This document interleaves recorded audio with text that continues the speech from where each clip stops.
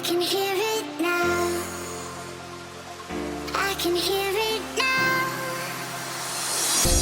I hear the sounds of your heartbeat. I can hear it now.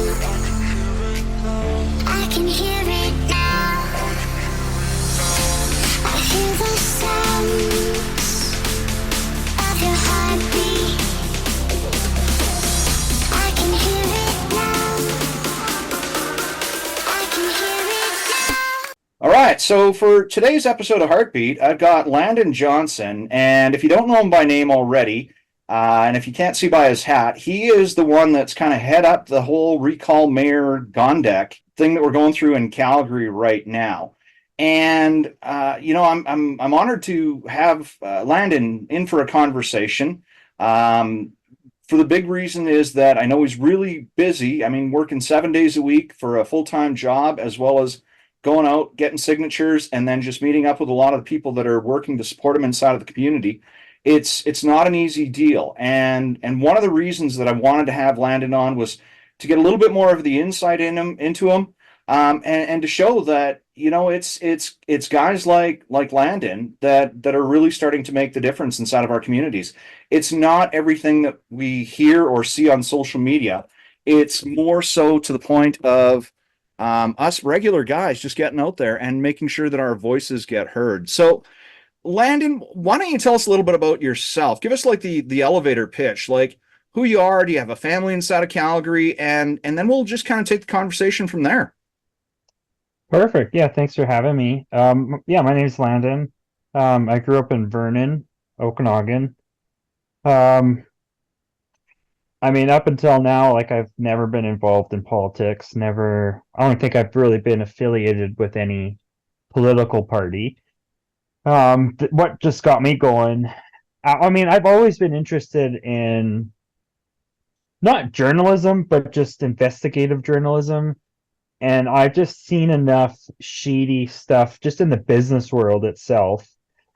And obviously getting access to private, personal information is always really hard to do. And so, I mean, I don't know if it was Justin Trudeau. I can't remember how long ago it was, but there's something really shady going on. And I was like, oh, look, you can freedom of information request emails. And I was like, that's really cool. So I was like, well, it's crazy. You can find out like politicians' emails and all this stuff. So for the past like 6, 7 years, if I ever have like, I don't know, an interest in finding out like the truth to something, like I'll just dig and dig and dig until I can figure out the truth. Actually, you know what actually got me into politics was Donald Trump, to be honest. Like ever since I think it's probably 2016 is kind of when I really started getting into politics. I mean, that's American politics, but there was just something about Bernie Sanders versus Donald Trump. I know it ended up being Hillary Clinton, but if Bernie Sanders had won, it would have been like, I think he would have somehow burned, like as a socialist, he would have burned the country to the ground. And then you've got Donald Trump that was not burning it to the ground, but you just had two different people. But at the same time, like the world needed a change. Like it's just like the normal politics of just voting someone in and then accepting what they do to us for 4 years. And there was just something about like Bernie Sanders versus Donald Trump just felt different to me. And so that just like got me super involved in my own little world of politics. And that's when I really started getting into like Freedom of Information Act requesting and just seeing kind of the back end of the corruption.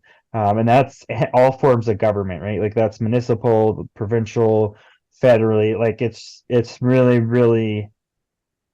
really scary just how much the government has over us. And what I've realized in the last 2 months doing what I'm doing here is that the first question a politician thinks of when he wakes up is, how do I get reelected? Right? The second question is, in a good politician, is how how do I make my city or my constituents a better place, right? And that's a good politician, is their second thought is how do I make things better? But even the best politicians out there that I've known or I've met is still how do I get reelected? Like what decision, if I make a decision today, is it going to be bad or good for me? It's not about is it going to be best for the people, right? And that's really not shattered my perception. It's just really affirmed my what I really thought was out there, right? Like it's every single politician's got an ulterior motive that just doesn't involve what's best for you and me. So sorry, I know that's a lot there, but that's kind of what like brought me into this was, just investigating corruption and then figuring out like, wow, corruption is absolutely everywhere. Well, and we've seen so much over the last 4 years, and I call it the scamdemic. So throughout the last 4 years, the scamdemic, and this is from both the United States and Canada and globally, really. We're starting to see a lot more reports coming out about the lockdown measures, about the vaccinations, about whatever they were saying just really never seemed to be exactly what the situation was. So there was always the media version, and then there was always the real version. So inside of your freedom of information requests, how many of those have you actually done? Lots. Lots? Oh yeah, lots. I'm sitting on thousands and thousands and thousands of pages of emails. Um, I mean, some of them are good, some of them are pretty stupid, but I mean, you're never going to find something unless you dig, right? So, No, that's absolutely it. So what's got you into the municipal side of things with Gondek here? Like what upset you so much that you thought I've got to do something?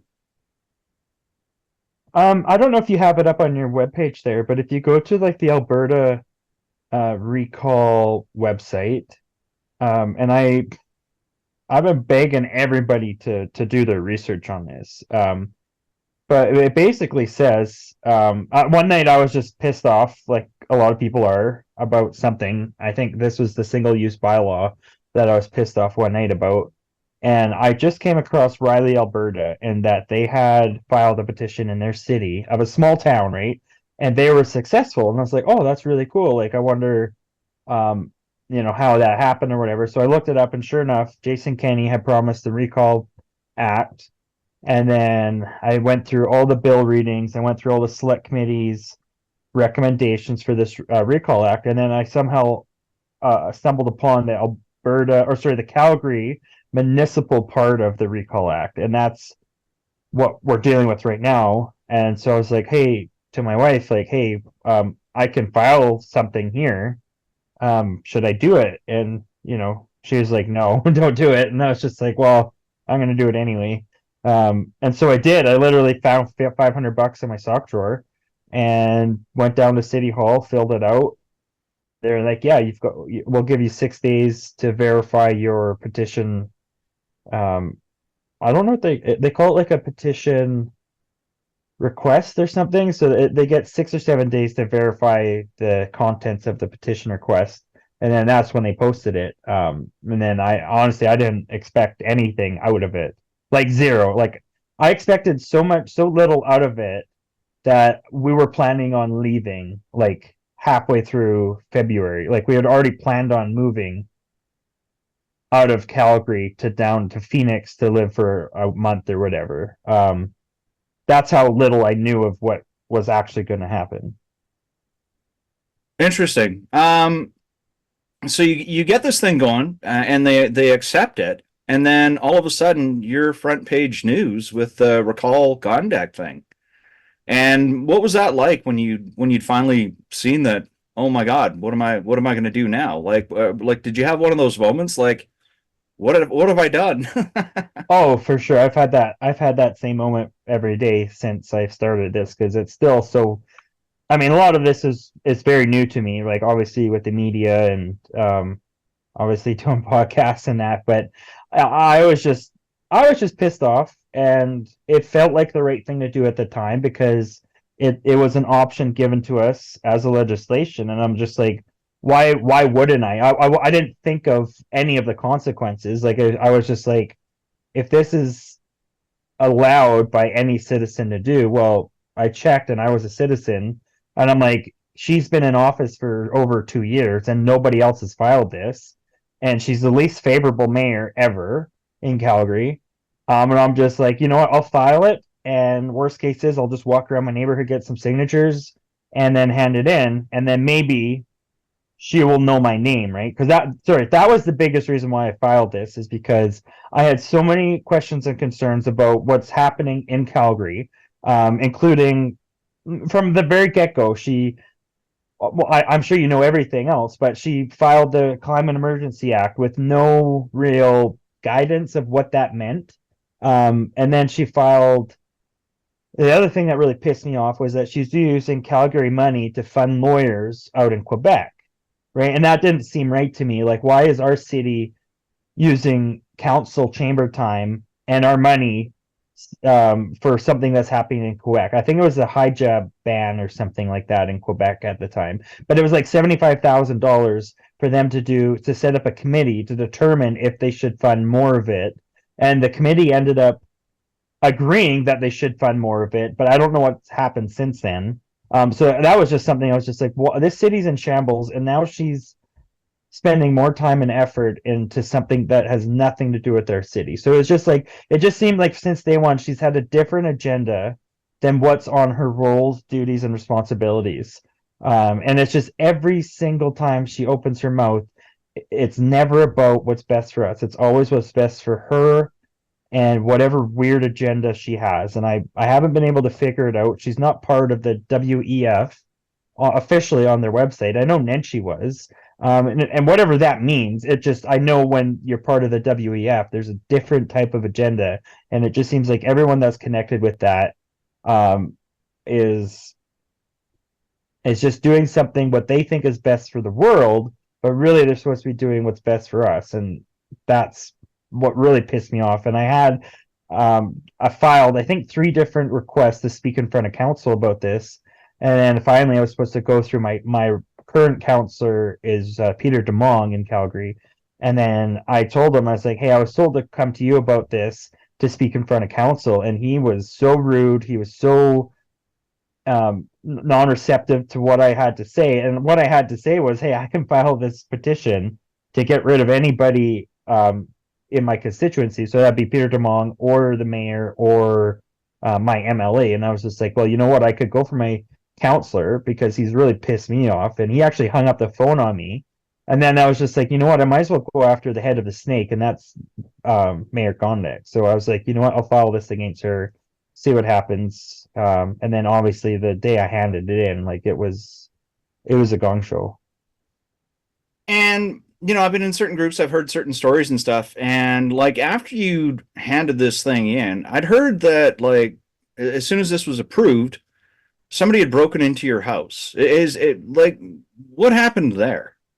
No one broke into my house, but I think it was that night or the night after, someone tried breaking into my vehicle.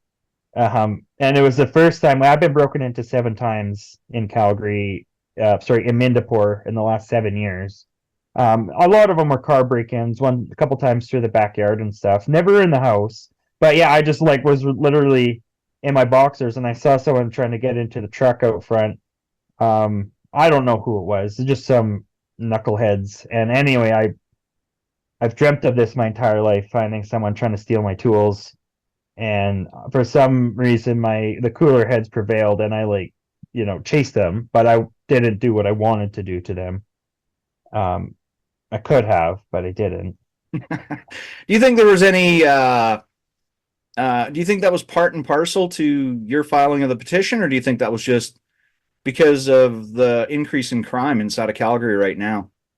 Oh, it's hard to say. I don't know. I mean, I have no proof of it being anything other than a bunch of dummies trying to steal shit. I mean, it could have been something else, but I don't have proof of it. I mean, since that day though, like there's obviously been like we've never had our house egged or anything like that. But I mean, I've been spat on 4 times. Like, I was almost stabbed downtown. That was like 2 weeks in. What? Um, yeah, this guy, like I asked him to sign the petition and he pulled a knife out on me. Um, and I just walked away. I was like, okay, I don't need this. Um, what else? I mean, just like, yeah, my business has taken a huge hit. I think I get like 4 or 5 like 1-star reviews on my business for people I've never done work for, which really hurts because I would never do that to somebody. You know what I mean? Like I would never use their ability to put bread on their table to, you know what I mean? Like as like as like a weapon, but it's just like people think like that's okay. Um, and that just seems like off limits. Like this is a opinion. Like all I have right now is opinion, and that's just that this mayor's done a very, very bad job. But some people find that as like a green light to like personally attack me. But I would never do that to them, right? Like I think we should be better than that. Like they trust me, there's a lot of people out there make it very easy to attack them personally, but that's never what this has been about. This has just been about the mayor's policies and her inability to lead this city. So um, And just so we have a good understanding, so everybody knows who you are and what you do. What business are you in, and what's your business that's been attacked? so I run an HVAC company. I had a very hard time holding a job as like just like an employee because I really don't like working for a boss. And so I would like get fired all the time because I don't drink. Not because I don't like drinking. I can't drink gluten, so I just don't drink. I don't do drugs. Like I don't like trashing women in the morning. I don't like gossip or anything like that. So I've never been a team player because I just like to go to work. I don't like going to like shoot the shit with people about stuff that I don't really care about. So it was very hard for me to keep a job. Um, in that like I don't smoke or anything like that, so like that's very hard for people to understand. Like I just want to go to work. I don't necessarily need to make friends at work. I just want to go and do a good job, and then I just want to go golfing after, right? Like my whole purpose in life is to work so I can go golfing. That's all I've ever wanted to do. And then I was like, you know what, I could start my own business and I can work any hours I want. I can do the best job I can for my customers, and then I can just go golfing wherever I want. So I was like, you know what? This has been the longest job I've ever held. I think I've been doing this for about 12 years on my own. And I mean, I make probably a little bit less money than I would working for someone else, but man, the hours are awesome. And, I would never go back to working for someone else again. So, but yeah, I do HVAC, so furnaces, ACs, hot water tanks. Right now we're doing this really big job out in Morley on the Indian Reserve. So we're building, I think we've got 12 houses right now. And then we've got another bunch of houses on the reserve. So it's been really good lately, other than the fact like all these assholes thinking they can attack me through my business, which is, like I said, it's really disappointing that people are that evil out there. Yeah, I mean, cancel cultures. I don't support it one way or the other, and I've done the same thing. Inside of my communities, I don't promote cancel culture, and I know that the people that I've talked to inside of your community, they're not looking at cancel culture, and that's been a lot of the same with the freedom movement. They're looking at elevating the businesses that support them inside of the community. So I know you guys have these Saturday night get-togethers with the volunteers that come out, and that's a lot of what you look to do. You're not looking to slam other businesses. You're looking to celebrate them in their support for what you're doing. Is that right? Yeah, trust me, I didn't realize it was you had to be brave to do something like this. Like, I mean, obviously during COVID, Jason Kenney's my least favorite person in the world, and you can probably guess my vaccine status by that comment. But to be brave means to step out, even though you know you're going to get ridiculed. But what filing this petition, I didn't think it was being brave. Like I didn't realize like what would happen by doing this, like with all the negative haters and all that crap out there. But then when I realized there was a lot of like actual people who can't handle someone else's opinion, and they'll do things to prevent you from having a different opinion. And that's where it really, like, when all these businesses came out to help us out, I was like, holy crap, like they know that they could be receiving flack for it, but they do it anyways. And to me, that's being brave. That to me is like they care enough to push past the negative people out there, right? And so there's a lot of pubs that were affected by the lockdowns, a lot of businesses like we've had like liquor stores and stuff that maybe weren't affected so much by it, but they still believe in what we're doing. And then obviously I think Fresh and Local, like another big company that wants to get on this. And you know what? There's been a lot of other businesses that support us. They just didn't want to be associated with it because I wouldn't call them cowards or anything, but they just, they wanted to let me know that they support what I'm doing. It's just that they can't afford, the hate, right? Like that's the sad part is that, yeah, you put yourself on the line and you can get in trouble. And now I know why maybe no one else filed this petition before I did, because they're probably smart enough to see what I've been going through now, right? So I mean, I'm not afraid. I don't regret doing this. Like I feel like we're doing something really awesome, and I'm glad I was the one to do it because I really didn't think anybody else was going to do it. So, um, no. Well, now you said that there's always some blowback towards some of these business that support these things, and I can't dispute that because I believe there is. But do you know of any other businesses that were attacked for supporting your efforts or anything like that? I mean, you could go into like, I mean, if you go to like some of the businesses that are on our website and stuff, just go to their Google reviews and search by 1-star reviews, and you'll just see like some of these people have been getting a little bit of flack.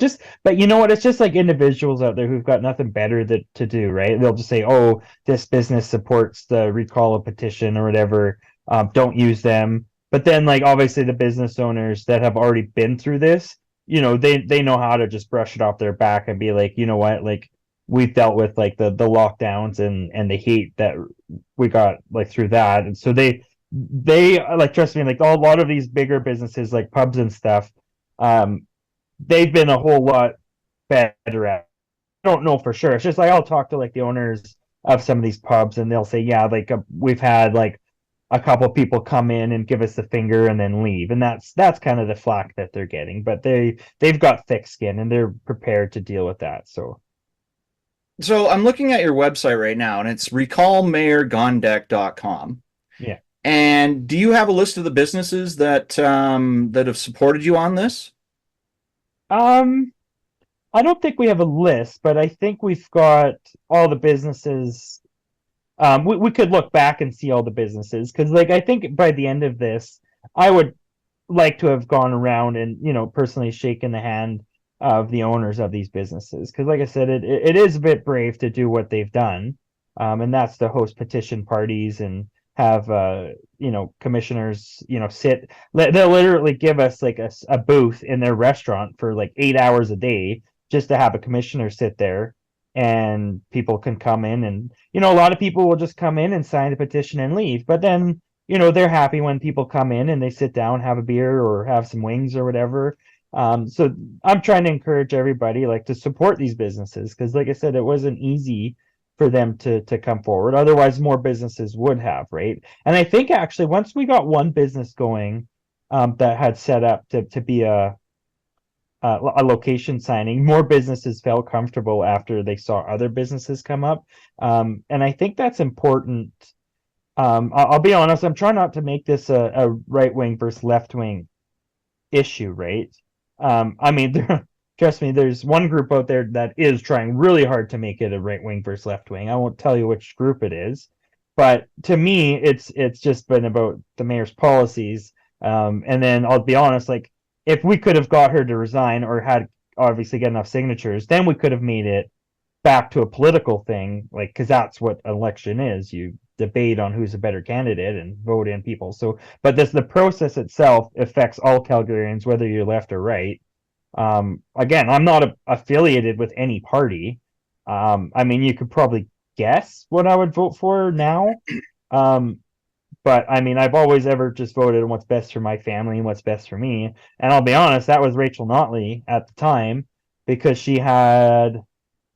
I'm a very selfish voter. She had a program for $1,200 rebate for on-demand hot water tanks, right? Like she made me a lot of money. So I was like, you know what?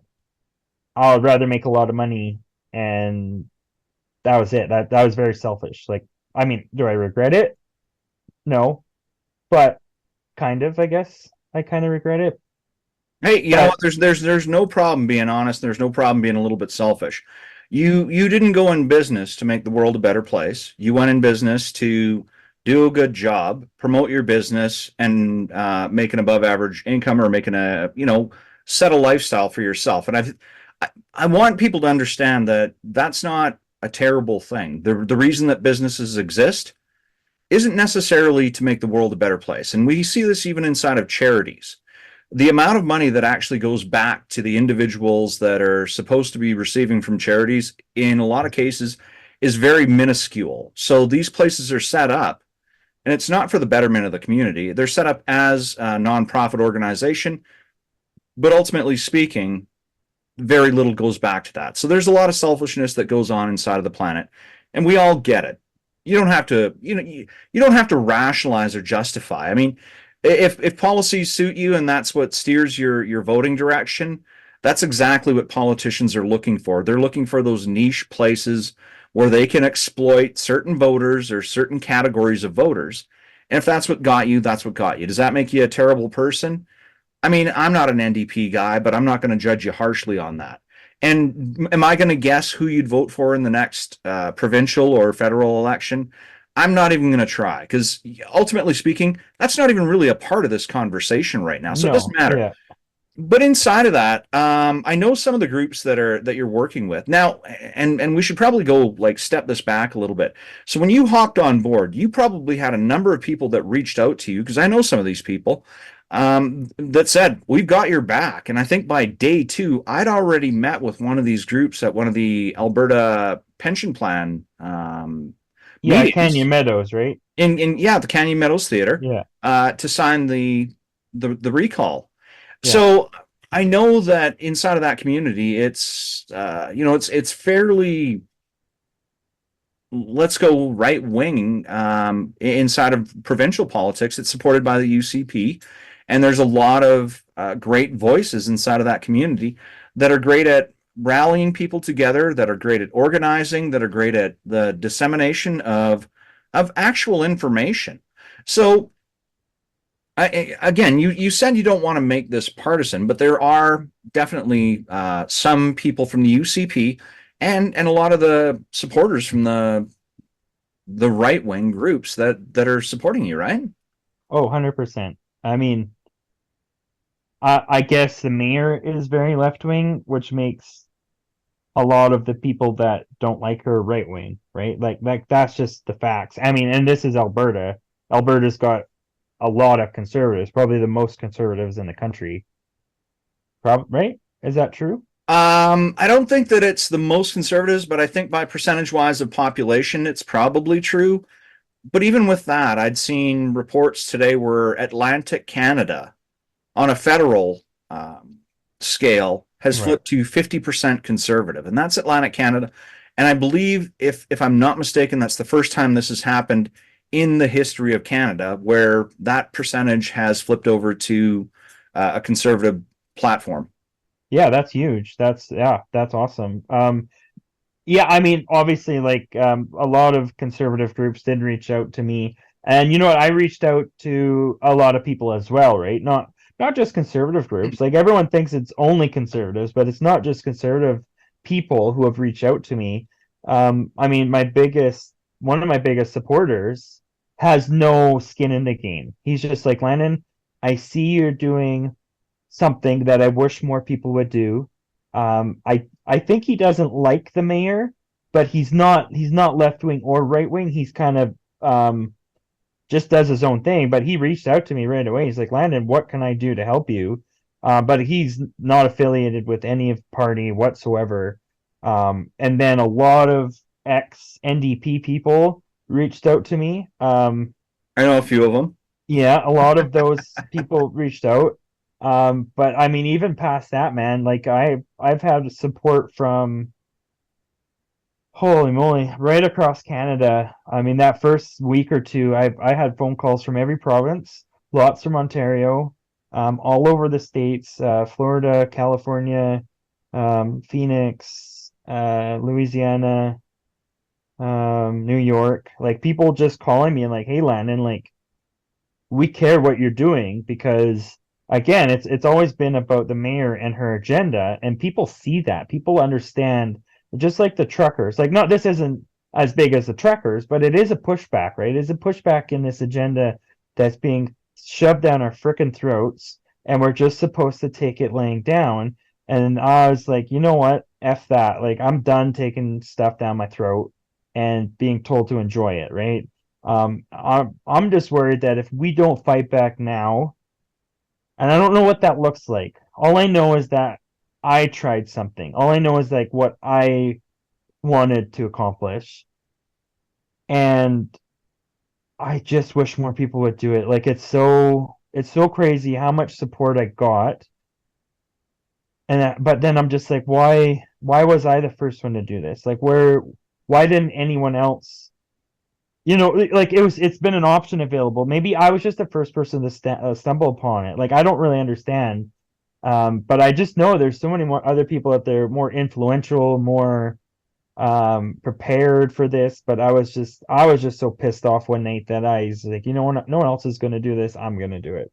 And again, like I said, I'm glad I did do it, but it just, if we really want to make a difference, we really got to stick together. Like we really got to push back and let them know that we're not going to take it's us that are in charge. Like it's so important people understand that. Like it's, yes, we vote in politicians, but we voted in Jason Kenney, man. Like that was horrible. That was a very, very, I was treated like a second class citizen for 3 years, and he did nothing to stop that. And neither did my MP Stephanie Kusi. Like these people did not give it. They pushed back a little bit. They told us they had our backs and all this stuff, but they did not give a shit. They were all getting paid hundreds of thousands of dollars to say and do what they did, and I just felt so disappointed, man. Like not enough to not, you know, I don't know, man. It's just so shitty the way that things in Alberta have been running. Whether you agree with the provincial or municipal politics, like life is not better. Life has not been better since Mayor Gondak's been in power, right? Um, and we got to do something about it. Whether this petition is successful, I'm not going to stop until I at least get the result I wanted out of this. Like, obviously, she's not going to resign, but that's not going to stop me from fighting back against her because she's been doing what she's been doing with very little pushback until now, I feel. Like, I mean, obviously, there's little groups out there that went and protested in front of her house, but be honest with me, when did the trucker protest accomplish anything yet other than being constitutionally allowed?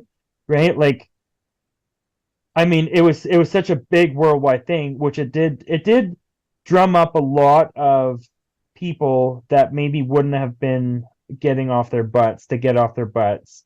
But it's just the beginning, right? The trucker protest was the beginning. Maybe this petition can be the next thing, right? But the next, we got to get to the point where these politicians are afraid of us. They have to be afraid to make decisions. They should never be as comfortable as they are when they're as unpopular as they are, right?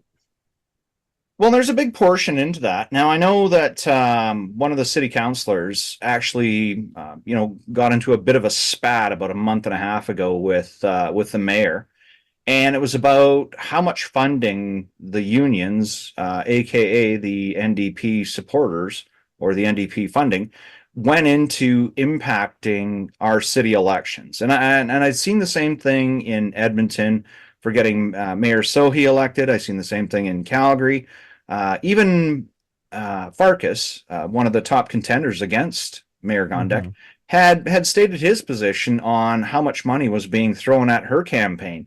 And I mean, you can say sour grapes, but then when the actual math comes out, and then what we've seen in the provincial election, like there was a 10-month long campaign funded by unions to support the NDP against the conservatives inside of the province.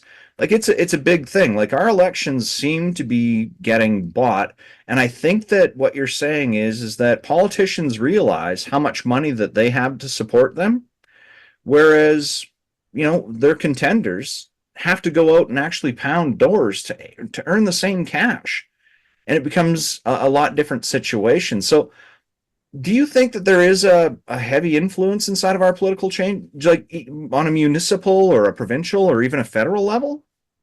Yeah, I mean, look what Dan McLean brought up, right? I believe that was Dan McLean, right? It was Dan McLean, yeah. Yeah, like look what he brought up, and I mean that's a really good point. Um, and what did Park like? I mean, what do unions get out of backing people, right? Like I've never understood that. Like I think that's unfair because a lot of union members don't want their union dues going towards political stuff. Like unions should be barred from doing that, or they should be capped, right? It should be capped at a certain number, um, because they are so influential, right? They're the leaders of massive unions with lots of people.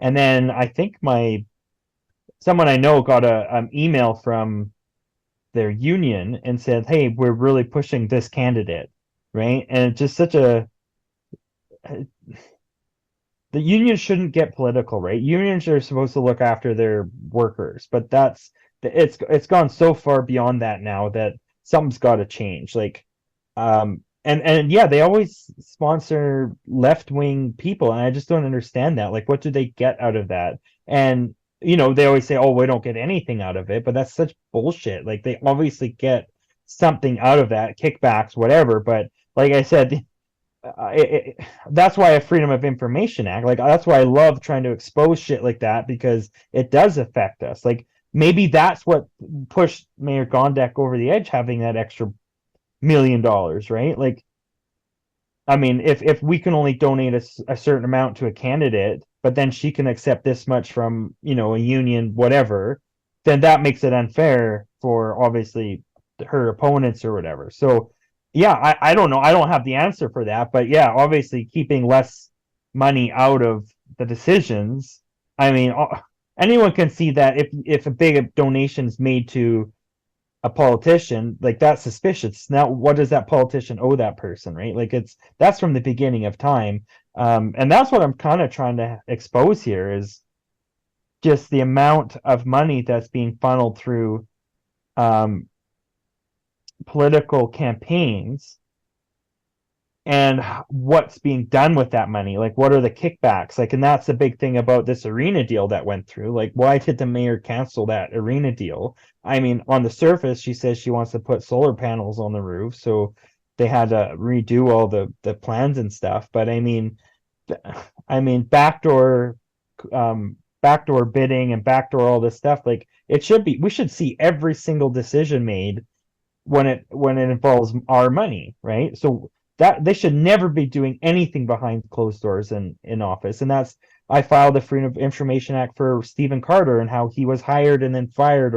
or was allowed to resign with $100,000 freaking bonus. Like that's unfair, and they still won't release the investigation to me because they claim that they can neither accept nor deny that those records exist. Like that's just such bullshit. Like that's our rights to see that, and we just let the freaking inmates run the prison. And I'm just so fucking tired of that shit.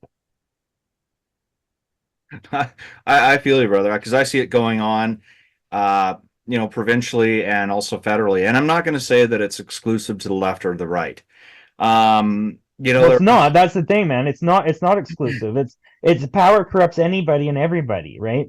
And it's just as important to hold the people you voted for accountable as it is to hold those you didn't vote for accountable.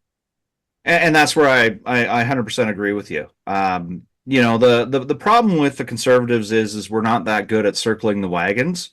When the lefties seem to go wrong, they circle the wagons, and they bring up, every piece of dirt. Like we're still talking about a $16 glass of orange juice for that led to one of the members of parliament, Bev Ovda, uh, Yeah. resign her position. And then when we see a free trip to Jamaica for Justin Trudeau and his estranged wife and family, free trip for, what would he get for $8,000 a night, Yeah. still cost Canadian taxpayers $250,000. A free trip cost us $250,000 is insanity. And you have to know that there's some backdoor deals going on there. But with that being said, now there has been some accusations that your affiliation with the UCP puts you in the same scope. Now I'm not questioning you, but because the allegations are out there, like how would you respond to people that are making those allegations? Well, that's so far from the truth. Trust me, I wish half of these lies were true, but nobody asked me to do this. There were some like allegations of like a bunch of money being funneled in, and I'm just like, no, not through me, not through my official website. We're literally working with a shoestring budget. Like, I mean, half of what you see of my hat and all this was just paid with my own money. Everything else has gone towards I think the one thing we spend on is like $200 a day for text messages and emails, and those are just to the people that signed up to be volunteers, right? So that's just the best way for us to get locations and stuff out there. But outside of that, like, man, like I paid $3,000 for those signs out there, which have been probably the best money I've ever spent, to be honest. But yeah, outside of that, it's like not a lot of money. But and UCP has been my biggest hurdle in this entire thing. Sorry, the UCP government, not the UCP party, but the UCP government has been the biggest hurdle in this. And why do you say that? Um, I've told to be more careful about this, but I've never been careful about anything, so fuck it. They've they've basically, so they're in charge of this legislation, right? Jason Kenney comes out and promises this recall act, right? Yep. Part of his platform. This is how he got hired, because he promised, hey, I'll introduce a recall act, and that gives the power back to the people, right? Well, okay, 2021 or 2022 they come out with this act, and it's ridiculous, right? If you look through the readings and the select committee's recommendation for this, they recommended 15 to 35% of the population that voted in the last election. He comes up with 40% of the entire population, regardless if they voted in the last election, right? And so that was really suspicious to me, and that's because what government would ever make it easier for them to get themselves kicked out of office? And that's a rumor I heard of Rick MacGyver. Well, I mean, he actually emailed this to me saying, Landon, we don't want to make it too easy to get rid of a duly democratically elected official, right? And that's just such a slap in the freaking teeth, man. He knows it's impossible, and they still implemented it, right? And I'm just like, Rick, I'm not trying to make it easy. I'm just trying to make it fair. It should be fair, because guess what? If Nenshi wins the next election, well, they're not going to change it, right? But if you guys do it and make it fair now, make it so that people can only be kicked out of office if they've been as bad as the freaking mayor's been, right? Because if we can't get her out, then what's stopping the next mayor from being just an absolute terror, more than her? And it just still, we won't be able to get M out, because 60 days to get 500,000 signatures, that's impossible, right? With no resources. And then here's the thing, to even plan to do something this big, you would need 3 months, 1,000 volunteers, and probably $500,000 minimum. And still within 60 days, that's still impossible. And then here's the thing, some jackass pissed off in his boxers can go and file this petition before you're prepared to do it, right? Which is what I did. I cut off a bunch of people that were planning on doing this, but obviously I didn't know they were going to do it. And then that basically wrecks your entire game plan. Or I could have been a major jackass and I could have filed this petition the second I got it. Like if I really like the mayor, I could have filed this petition and then the next day handed it in with one signature on it. And now that mayor is covered for the next 2 years of her reign, and she can do whatever she wants and not be recalled again, right? The legislation has so many loopholes, so many gaps, and I've been begging the legislative branch, so anyone in cabinet, to help me navigate this legislation. Rick McIver answered me 30 days after I sent a cry for help just to navigate it, and he said, "Sorry, Landon, I cannot help you." And that was it. That was the whole thing. I cannot help you, right? And I'm like, well, if you look at 240.9 in the legislation, it clearly states that the minister has all the power. He can change the guidelines, he can change the dates, he can change the threshold, he can help. He actually says he's supposed to help the people that are running the petition. And he didn't. Nothing. They've left me out to dry. Not one single call. I had to call my MLA and bug the shit out of him. And again, nothing. No help whatsoever. Oh, sorry, Landon. I can't sign it because I have to work with the mayor. Well, guess what?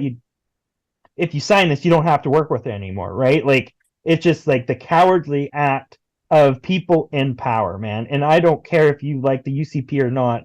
They have not been any sort of resource that they should be helping any petitioner or any citizen, right? I don't care if you like the ECP or not. This is not about left or right. It's about doing the right thing, right? And they have left me out to dry, and they're doing the exact same thing my counselor did to me, which caused me to file this petition, right? So I'm going to do everything I can. First, I'm going to ask Rick McIver to resign because he's neglected his duties as a municipal affairs minister, right? There's got to be somebody in power that has a pair of teeth or a pair of balls that can actually enforce the legislation that they introduce. And I'm going to push, I've been putting a report together of a fair recall legislation act. And it's going to be, I'm going to hand it in. Actually, I'm going to send it to every MLA and the mayors in Alberta. And I'm going to say, here's the threshold that would be on average every other recall petition legislation in the world. If we put somewhere in the middle, which would be fair, and they come out and say, hey, let's have our petition up here, right? Then that, again, it just shows you how much they really care about our opinion, right? And if they come on average or below it, then I'll be like, you know what? That's a government I can get behind. That's a government that trusts their own policies. That's a government that cares about the people. That's a government that will accept if they screw up so badly that they should be recalled, right? And then that gives us an opportunity to put somebody in who won't screw up as bad as they're doing, right? It's just about being fair. It's just about being fair to every citizen that is supposed to still have a voice between elections. And that's what this was supposed to be about. But these jackasses come out with the legislation either they knew was impossible, which makes them look really bad, or they knew it was impossible and didn't want to do anything, again, makes them look really bad. And it's just, again, the first thing they do when they wake up is, how do I get reelected? It's not what's best. What should I do that'll be best for the citizens that I represent? So, I mean,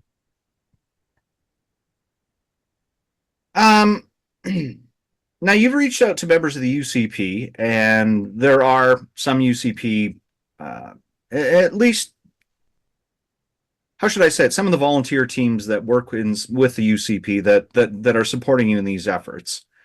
I know I'm right on that. I'm not gonna question you on that. Have you reached out to anybody at the NDP party for support on this recall? yeah, actually, so a lot of during the bill reading for this Bill 52 Recall Act, Mm-hmm. the most logical people, and I understand that when you're introducing a bill, that the other side is always going to question it. So I'll be having the same conversation with you if it was the NDP who introduced this bill, as stupid as it is. The UCP would have probably had the dissenting opinion that it's stupid, but there's many members of the NDP that were just like, we're all for a recall act, but why make it impossible? right? And so some of those NDP people that were questioning what they're proposing, I've reached out to them and I'm just asking for their opinion. Like, why didn't you push back harder? Or like, like this is what I'm dealing with. Like, they're not going to get back to me. I understand that, but I mean, at least I'm trying to get a feel of what the process was, because I got another rumor yesterday that Bill or Rick McIver knew of the impossibility of this as of last year. So again, I'm requesting all of those emails from around the time he was told that was impossible to see if he was negligent and knowing that what I would be going through. And that's basically like anybody can co-op this petition and use it for their own gain. Did he know about that and he still let people go through that? That to me means he should lose his job, right? Because this is not a fair position for me to be in. And that is, I just got word today that someone was going around not associated with any of the people I know, collecting signatures and donations, door knocking, and destroying the signatures. This is the third time I've had this brought up to me as the head petitioner. And one of the three people they know for sure is a Gondek supporter, right? Nobody ever asks or cares about that stat, but anybody can co-op this. That means Mr. Yakback here can go out there, collect signatures and donations under my name with impunity, because there's nothing I can do to stop you from doing that. Holy smokes! I never even thought about the corruption inside of that. Yeah, no. If somebody goes out and I No, they believe, are going out. Now, I'm not, if they are going out, that's the problem. I believe Canadians are pretty honest. Where if they've signed Mm-hmm. the general population, there's exceptions to all rules. If Right. they've signed a recall Gondek petition at their door, and then they're out at the IGA or Sobeys or one of your locations. They're out at a pub having a some chicken wings and an afternoon beverage, and somebody says, "Hey, you should sign the recall Gondak petition." And they say, "You know what? Somebody came to my house and I've already signed it. They Mm-hmm. won't sign it again." I mean, there are, of course, measures in place, scrutineers of that you're going to go through, that are going to go through a select cast of the signatures that you've got. They're going to scrutinize those lists. They're going to verify the information, and they're going to apply that universally across the number of signatures that you've got to come up with an official number. If I understand the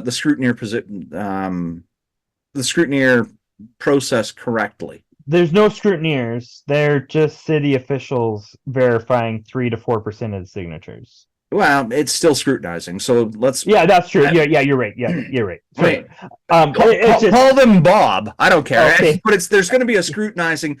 But what I'm saying is if these people have already signed at home, and the person that got them to sign at home wasn't one of the people that's actually working with your teams or that's actually submitting this, then Canadians aren't going to re-sign it a second time, saying, "I've already done my part. I've already signed this. I know I'm Exactly. legitimate." Yeah. And that I never even thought of that, man. That's crazy. And they're not only doing that, and this is what I find the worst part about it is they're collecting money on top of it. Because they can, right? That's what I'm saying. Like, I think the mayor knew of this, and that's why she came out and said, "I'm worried about the data," right? Like, it's like she knew this would happen. I didn't think it would be possible because I'm very naive and I really think the best in people. But then again, she comes out and says, gets everyone all in tizzy about data. But she was right. People have been using this for their own personal gain, and I've known about it for about 4 weeks now. And the second I heard about it even being a possibility, I called the Privacy Commissioner of Alberta like 10 times. I called all my MPs, or MLA, my MPs, everybody on the cabinet list in Alberta. Like, I called the RCMP, I called the city officials, city police, Elections Alberta, Elections Calgary. I made probably about 500 phone calls in about 2 days, letting them know of one of the largest flaws. And I really needed to let Rick McIver know, but he would not give me the time of day. But again, it just left me out to dry in the fact that people are or can use this, and this is any group, not just conservatives, not just NDP, not just liberals, like anybody can use this as an opportunity for their own gain.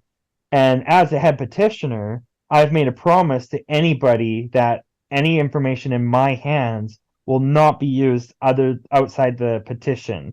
And I've been, to my word that once it's in my hands, that's the safest place for it to be because I have no personal gain from this.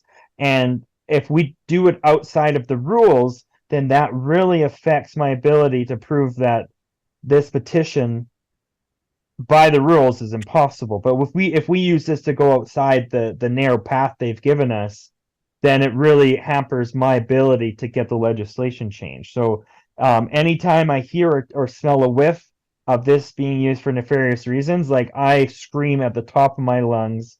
And you'll see probably one day of me screaming at someone that had asked me to do something really wrong. Not, I mean, I don't know if it was against the law, but just against the spirit of the legislation. And I think me getting mad about it stopped, people from using it for their own gain, right? Like, or potentially for their own gain. Like, again, I have no evidence, no hard evidence of people doing this, but just that it can be done, and people asking me to do it, and me telling them, no, you cannot use this for your own personal gain. Yeah. That's. I mean, there's no perfect system, but this seems like probably one of the most flawed ideas in the history of recall ideas that's come to pass. But think about it. Think about it. It's the one piece of legislation that allows us to fight back against the government, and it's the one piece of legislation that has more holes than Swiss cheese, right? Like, if this were a bylaw for like drinking and driving, or if it was a bylaw or a law for taxes, like they make sure there's no loopholes in those laws that they force down our throats. But the one piece of legislation they give us is so flawed. And just think how flawed this is. This legislation is so flawed that even the people in power could use it as an opportunity. Like, let's just use the mayor, for instance.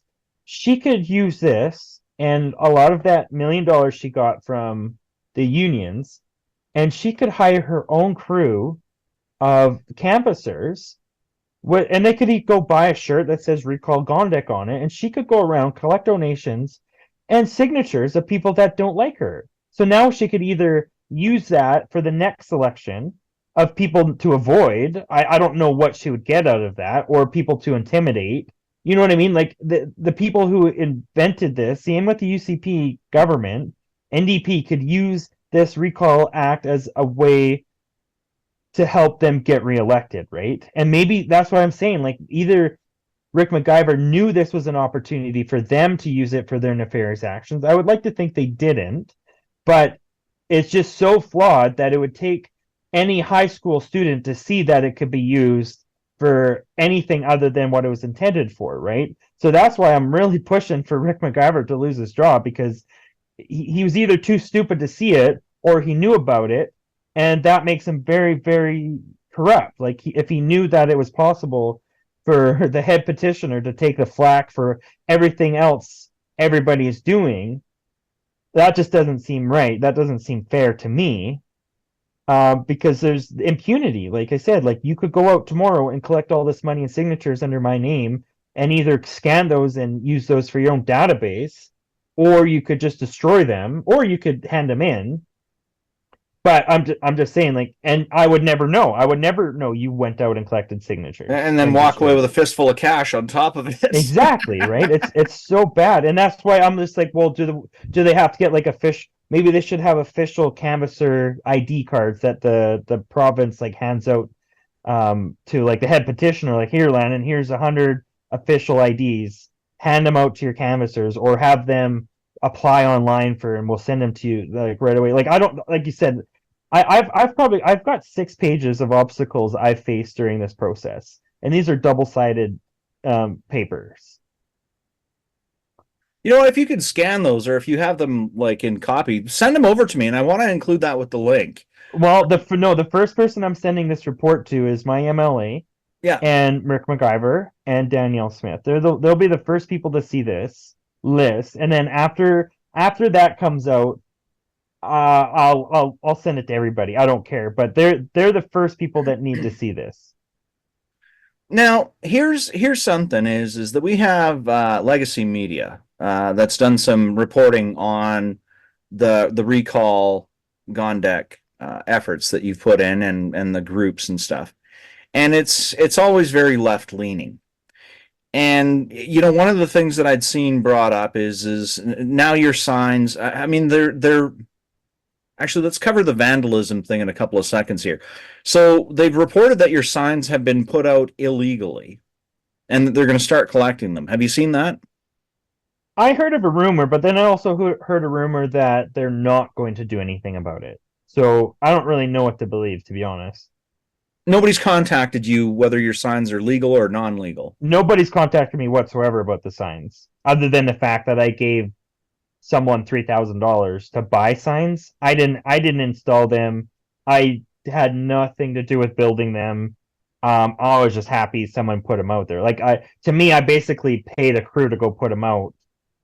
Well, no, I paid someone who paid a crew to go put them out. You know what I mean? Like, Yeah. I can't be responsible for everything, and that's just the one thing I'm happy about, but I'm just not going to take responsibility for, other than the fact, you know, if they were placed illegally, we should move them.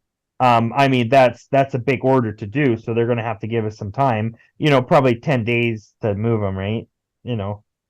Yeah. And there's that. And then there's the couple of ladies that videotaped, or that were videotaped vandalizing one of the recall Gondek signs. I'm sure you're aware of the situation. Yeah, I heard they got arrested last night or the night before last night. So Really? someone told me they got arrested. I Freedom of Information Act the body cam footage for that, because I think that would be awesome. But I mean, that's gold. I know, I'll keep that forever. I know, but here's my thing, and I know people get mad at me for saying this, but if those, like, how brazen were those 2 ladies to do that? Like, I mean, if you're gonna do it, at least do it at night. Like, don't be out in the middle of the day. I think because they thought putting like respect Gondak on it, like that would be okay, because they're trying to like love not hate or whatever. Yeah, but then I'm just like, they gotta understand, like, that's not their property. They shouldn't be doing that. But I mean, man, like everybody makes mistakes, and I was just like, you know what? If those 2 ladies would have apologized and then just paid for the sign, then we could have just moved on. Because like they're just like 2 passionate individuals who, like I said, had the kahunas to go and do what they did, whether it was from stupidity or being brave. But then they came out and they weren't apologizing, so I'm just like, you know what? They deserve whatever they get. Like, you know, they shouldn't have done that. That's vandalizing. And if they don't get, if I didn't hear they got arrested, then that would have been open season for the next election. Like, every sign would have been damaged. Every sign, it would have been chaos, right? But as long as they've been charged, you know, properly, and that they've paid their fines or whatever, then I'm all for that. Like, if you break the law, you should have to pay for it, right? I'll find out. I'm gonna find out if they were actually charged, because that would be interesting. If we can't get that footage anyway. But yeah, no, I saw that, and you know what? It created a lot of awareness, right? Like, it did its job. Those signs did a very good job for the amount of money we put into it. So No, I mean, advertising is always important. Mhm. And then I'd also seen that there was a couple of your volunteers that were at a location where there was police that were seemingly questioning them. What, are you aware of that situation? I heard a little bit about that last night. Were you there last night?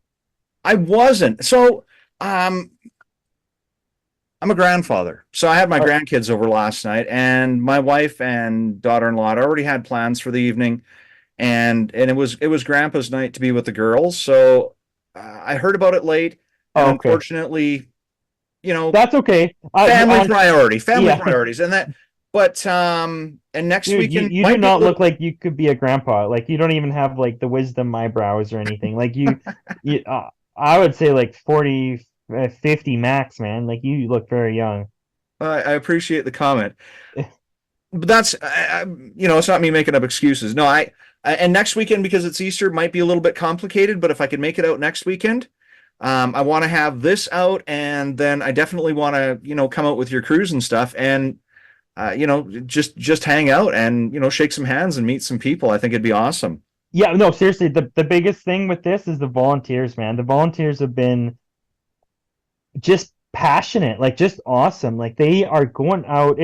I don't know how to be more grateful, but they've just been like out every single day, like in the cold, in the wind, in the snow, like commissioners. Like I think I've counted over 100 different commissioners that have notarized these sheets without getting paid. Like nobody's getting paid to do this. Like, like I said, volunteers going door knocking in the snow and the ice. You know, a lot of people, this is the first time they've ever done anything politically, like myself, to be honest. But they're going around like asking strangers. Like that takes a type A personality on a good day, right? But then you've got these very quiet old little ladies walking around, and I think after the first 2 weeks, I had a couple of like an older gentleman and an older lady, and they had 1,000 signatures each. And I'm just like, that is insane. And they just went around Sobeys asking people, you know, it's not easy. Like even I find myself I've got over 2,000 signatures myself, and I've got 99% of those just walking up to people and being like, "Hey, you want to sign a petition to recall the mayor?" And it's not easy, like, because I'm very like timid, and but I mean, before this, I was very timid, and so that's been very hard for me to go out. And I think I even get like social anxiety, which I didn't realize until like it's like six cameras were pointing at my face. I'm like, oh man, like this is maybe it's nervousness. I don't know, but just yeah, the volunteers putting themselves on the lines for this, like it wouldn't have been possible without them. And a lot of them are doing it without us even asking them. And they just bring in every week. They'll bring in a stack of petition sheets. Be like, yeah, I went around my neighborhood, or I went around my job, I went around, and even just like people you wouldn't think would be out getting signatures, but care enough to do it. Like it's awesome, man. It really put my faith back in the cause and in partially humanity, that people care enough to fight back. And that's why I really think there's a bit of momentum with this. And I'm just really trying to think of how to carry that momentum through this, because the mayor's not going to resign, but how do we put pressure on the council? Like, how do we put pressure on these politicians to do the right thing? Because now they know their seat isn't safe, right? Like, and I was on my meeting with the mayor. I went over the different thresholds in other jurisdictions around the world. I'm like, Mayor, in the easiest thresholded district in the world, you would have already been asked to leave with the amount of signatures we've had so far. And then every single day, Mayor, we pass another threshold of a different jurisdiction where you would have been asked to leave your position. And I was like, Mayor, at what point? I mean, and I was like, we're never going to hit 500,000 signatures, but at what point would be enough for you to resign? And I'm like, whether it's 150,000, 250,000, give us a number, because a lot of people would be willing to sign this knowing there's an end date to your job. But a lot of people won't sign this because they know it won't do anything officially. And she's just like, Landon, that's not the process. That's not the process. And I mean, fair enough. Like, she has the right to not resign. But I mean, to me or you, if you were bad enough at your job, you'd probably be fired. But if nobody wanted you around their workplace, or if the boss didn't want you around their workplace, and he did everything he could to get you to resign without having to fire you, you would probably just resign. Like, it's just like a normal person doing as a bad job as she's doing would be like, hey, this just isn't for me. And I did give her a lot of props as well in this interview with her, that whether you agree with the trans movement or whatever, like, I have nothing against people that just want to be who they want to be. I just want to keep children out of it. But I was just like, you matter to a lot of people out there that think they don't have a voice or don't have anyone looking after them. And I said, Mary, like, you are a cultural leader to a lot of people. You just don't need to be mayor to do that, right? Like, you could be a cultural leader and still advocate for all these people that you care about and care that you care about them. You just don't need to be mayor to do that, right? And I was very sincere that, like, it's important that there's people out there that people can look up to, but I mean, as for the mayor position, that's not part of her roles and duties, right? And so she needs to stop focusing on stuff that doesn't involve the Climate, functionality of the city. kneecabs, the gender thing. And there was a little bit of hypocrisy when she was cracking down on the freedom movement and then allowing people into the streets for one of her own rallies too, right? So there's a lot of that. Now we're coming close to an hour. And I find people's attention starts to wane at about this point. So to wrap up really quickly, I'm gonna share some links with your site. Inside of that, I want to make sure that everybody that watches this, that everybody that's taken part in this, that's signed a signature, go out to all the businesses that have supported this and make sure that you show your support towards them. But I think probably the most important thing, and this is when I talked to you for the very first time today, I said, I really want to let you know that I appreciate all of your efforts and everything that you've done in this and putting your name down on this. And you refused that. And you said, no, I owe it all to the people, to the volunteers that have been supporting this. So what I want to do, because, we're coming into the end days, is I want to find out, first off, what's the end date? What's the last day that you can take signatures on this? I'm telling people March 30th because that will give me a couple days to count them and a couple days to make sure there's a bit of a buffer for people to be like, oh, I didn't hand them in on the 30th, I'll hand them in on the 1st. And I know there's the big carbon tax rally, so we're going to have, I hope, like 10, 15 people there collecting signatures. And that's on April 1st, right? Yep. And I would hope lots of people show up to that because, I mean, we're getting taxed to the teeth right now. But no, so we're telling people March 30th. That gives us some wiggle room to accept in April 1st, 2nd, 3rd. And then obviously, if you can still get signatures, go until April 3rd, as long as you know you can get them back to me, whether that's driving them to my house or going to the website and making sure you bring them in. Because the second I hand in one signature, the rest, you can never hand in one after that. You can't hand them in April 4th, 5 minutes after I hand them in. You can't hand them in April 5th, April 6th, like April 4th. That's what I'm saying. I could hand in one signature today, and I wouldn't be able to hand in 100,000 the next day because that's just not how it works. So just make sure you get them into me by March 30th.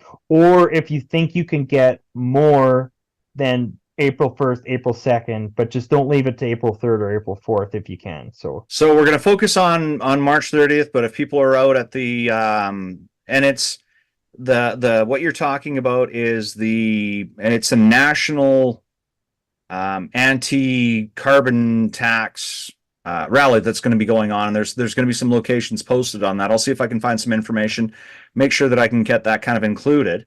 But it's basically the end of this month when this all wraps up, and that's perfect. And of course, because we've got basically another week here, you're still taking volunteers, you're still taking signatures. We're coming into the last quarter here, Coach. We're a little bit behind the wire. You got to deliver that winning message to the people that you thanked me for supporting. What's your message for them right now? Give them the final rally call. This has always been about a message. First off, we knew the threshold was impossible.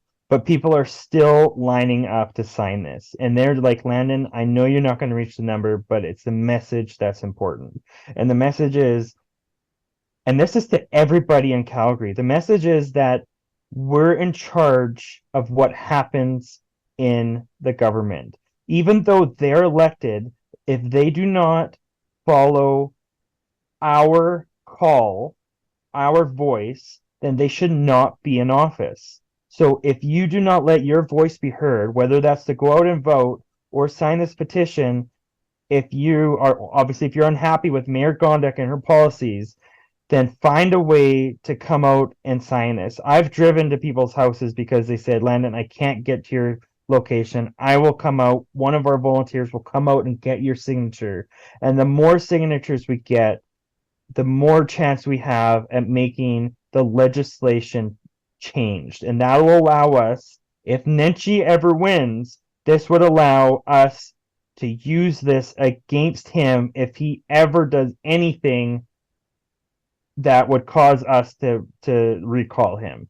But that goes same for UCP, right? Like if we lower the threshold, that'll make it easier for us or anybody to hold any government official accountable, or at least make it fair. But it's only going to work if we let our voices be heard. And right now, that's this signature on this piece of paper that says, hey, this mayor has made our life a living hell for entire reign from day one until now, and there's nothing that's going to stop her unless we make our voices heard. And that to me is showing her that, hey, we're not happy with what you're doing. If you're not going to resign, we're going to bury your political career so the woke agenda stops here, right? The next person that comes in is going to think twice about a frickin' climate emergency that they won't even follow themselves. They're going to stop talking about defunding the police. And you don't even have to be happy with the police. You just have to know that there's some consequences to saying defunding the police. And that's unsafe C-train, unsafe streets, right? It's going to put a thought in every single elected official's head thinking, hey, if I do this, is this best for the constituency? Or instead of saying, hey, is this best for me getting reelected, right? That's the fear of God we're trying to put back in our elected officials. And this is the one piece of legislation that allows us to do that. So if you really want to fight back, this is a good opportunity to do that. So, And for myself personally, and for my community, I'm gonna throw out a huge thank you for throwing your hat in on your efforts on 7 days a week for the last 50 days, yeah. for the last 50 days. I'm exhausted. I also want to throw in a huge round of support for everybody that's volunteered with you, everybody that's working to support you, everybody that's donated towards getting this done, every business that supported you, and everybody that signed the petition. Hey, Landon, thanks a huge amount for myself personally.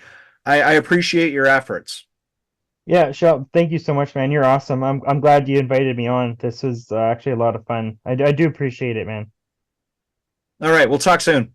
Okay, thank you. Have a good night. You too.